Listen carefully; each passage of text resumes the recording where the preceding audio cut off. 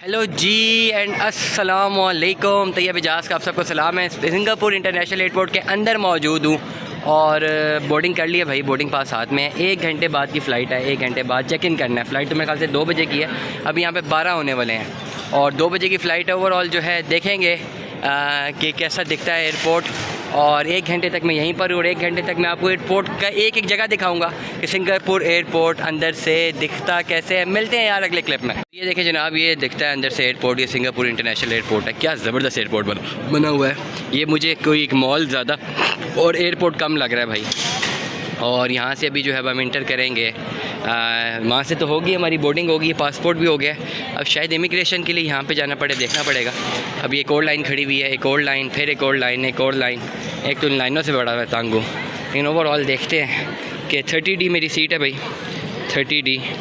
और कैसी रहेगी ये सीट। तो ये खड़े हैं यहाँ पे। कैमरा शायद अलाउ करना, कैमरा यूज़ करना अलाउ शायद ना करेंगे। अंदर लॉन्च की तरफ हम इंटर हो रहे हैं। पाकिस्तान से जब इंटरनेशनल ट्रैवल करो ना तो ज़्यादा दलालत होती है। अब यहाँ पे भी देखने की दलालत ज़्यादा है या कम है। ये बायोमेट्रिक आ गया मेरे ख्याल से। इमिग्रेशन वाला सेटअप आ गया यहाँ पे। तो जनाब ये इमिग्रेशन भी क्लियर होगी, खाली एक अंगूठा लगाया और क्लियर हो गया। अब हम लॉन्च में।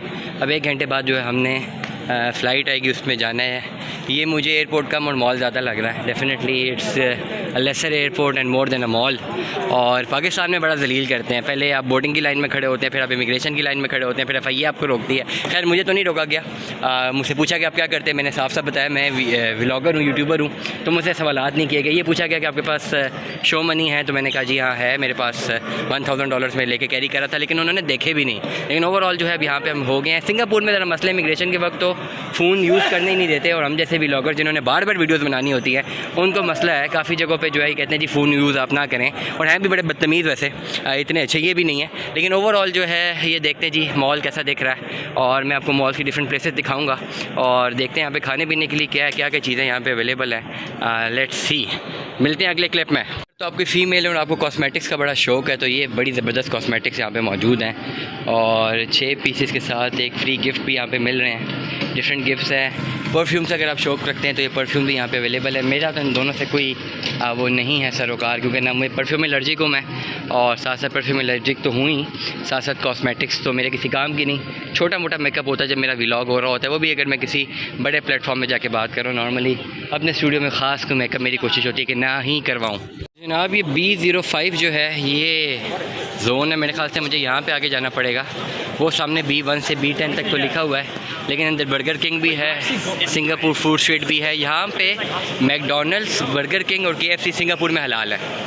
नॉर्मली जब आप अब्रॉड ट्रैवल करते हैं तो खाने पीने का बड़ा मसला होता है, जगह जगह पूछना। यहाँ पे लोग माइंड भी कर जाते हैं। सिंगापुर में मैंने पूछा 1-2 बंदों से कि यार ये हलाल है हराम है, माइंड कर गया कि जी हलाल है। वो बड़ा सख्त, उसने बड़ा अजीब सा बिहेव भी किया। और ही वॉज मेरे ख्याल से कि बर्मा से ताल्लुक़ रखता था, आई डोंट नो किधर से करता था। बट ये 2-3 जो चेन्स आई हैं यहाँ पे हलाल है, मतलब यहाँ पे काफ़ी ज़्यादा लोग आते हैं तो हलाल है। जी सोनी की शॉप है, इलेक्ट्रॉनिक्स की शॉप है। और यहाँ पे अब यहाँ से तो कुछ भी लिया जाए लेकिन डेफिनेटली महंगा ही होगा। और ड्यूटी फ्री तो लिखा नहीं हुआ कहीं पर भी। $3 ऑफ है जी। लेकिन सिंगापुर में बहुत सारी चीज़ें महंगी है क्योंकि सब कुछ इंपोर्ट करते हैं, तो यहाँ से लेने का कोई फ़ायदा नहीं है। अगर शॉपिंग करनी है तो बैंकॉक से शॉपिंग करनी चाहिए। सामने B1 से लेकर B4 तक का हमने ढूंढना है B5 कि B5 कहाँ पर है। B5 पे जाके थोड़ा वेट करना पड़ेगा। वो मिल गया जी B5 हमें मिल गया। टोटल हमारी फ़्लाइट 2 घंटे की इतनी फ़्लाइट है जितनी इस्लामाबाद से कराची तक की फ़्लाइट होती है। 2 घंटे पता भी नहीं चलने। और मील भी इसमें कॉम्प्लीमेंट्री है, मील मिल जाएगा भाई, रोटी छोटी मिल जाएगी कुछ खाने के लिए। तो ओवरऑल अच्छा ही रहेगा। मैं तो ज़रा 1-2 ड्रामे डाउनलोड करके आया हूँ, 2 घंटे में क्लियर हो जाने हैं।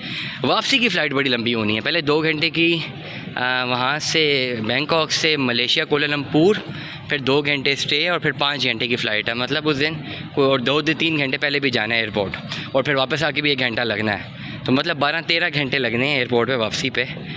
फॉर एग्ज़ाम्पल अगर हम वापसी से, मेरी जो जुमेरात की वापसी है, थर्सडे की मेरी वापसी, और थर्सडे को अगर मैं वापस, हमें सुबह ही निकलना पड़ेगा वहाँ से और पूरा दिन लग जाएगा। रात 11-12 बजे मेरे ख्याल से हम कराची एग्ज़िट करेंगे। तो वो पूरा दिन सफ़र में गुजरेगा और वो दिन बड़ा थकावट का होगा। और डेफिनेटली वो जहाज़ पे तो नेट भी नहीं चल रहा होता, तो भी बड़ा मसला होता है। मेरे लिए बड़ा मसला होता है। मैं अपने आप को इंगेज ना रखूँ तो मुझे बड़ी जो है प्रॉब्लम होना शुरू हो जाती है कि why I am not engage properly. Anyways पहुँच रहे हैं B5 की जानिब और जैसे ही बाहर निकलेंगे तो आपको मैं अपडेट करूँगा। तो गाइस ये बाहर रनवे है और भी फ़्लाइट जो है 1:15 पर हमने चेक इन करना है और 1:55 की फ़्लाइट है। ये रनवे है बाहर और अगेन सिंगापुर का मौसम अच्छा दिख रहा है बाहर से। ये लॉन्ज है, सारे लोग यहाँ पे जो है वेट कर रहे हैं and they are waiting for the flights. इनकी जो फ़्लाइट्स हैं रिस्पेक्टिव फ़्लाइट्स हैं और हम भी अपनी फ़्लाइट का ही वेट कर रहे हैं। फाइनली गाइस सारे चेक इन चेक आउट सब क्लियर हो चुका हुआ है और अब जो है हम बोर्डिंग की तरफ जा रहे हैं, जहाज़ की तरफ बोर्ड करें। वो B5 है और जहाज़ वहाँ पे आ चुका हुआ है। सारे जो है बोर्डिंग की तरफ जा रहे हैं। ओवरऑल जो है ये आज के व्लॉग में मैंने आपको दिखाया है कि सिंगापुर इंटरनेशनल एयरपोर्ट बेसिकली अंदर से दिखता कैसे है। There is a huge difference. अगर हम इस्लामाबाद इंटरनेशनल एयरपोर्ट पे जाते हैं तो बहुत अच्छा बना हुआ है, लेकिन इस स्टैंडर्ड का नहीं बना हुआ। लाहौर इंटरनेशनल एयरपोर्ट और कराची इंटरनेशनल एयरपोर्ट तो बिल्कुल भी नहीं है स्टैंडर्ड के। और मेरी दुआ है कि अल्लाह ताला मेरे मुल्क को भी इतनी ही तरक्की दे और इतनी सारी चीज़ें जो बाहर हमें देखने को मिलती है हमारे मुल्क में भी देखें।